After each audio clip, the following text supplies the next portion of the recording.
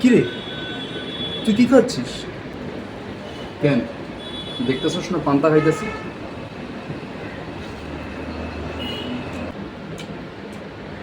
ডিমের মামলেট, লইটা মাছ ভাজা, পেঁয়াজ লঙ্কা, শান্তি আছে। সে তো দেখতেই পাচ্ছি পান্তা খাচ্ছিস। আজকেও পান্তা খাচ্ছিস, রোববার দিন। কোথাও কি লেখা রয়েছে নাকি রবিবার দিন পান্তা খাওয়ান যাইব না? কোথাও লেখা নেই, কিন্তু বিষয়টা হচ্ছে রোববার দিন তো অন্তত পক্ষে একটু কচুরি, জিলেপি, লুচি, পরোটা খেতে ইচ্ছা করে। এই গরমে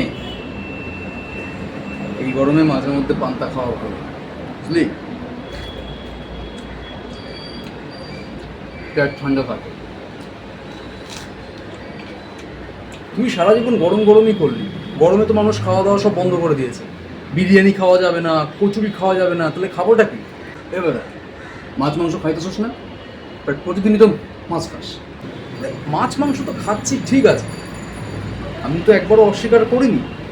কিন্তু বিষয়টা হচ্ছে মাছ মাংস খাচ্ছি ঠিক আছে, কিন্তু আমাদের তো মাঝে মধ্যে একটু মুখরোচক খাওয়াটা খেতে হবে।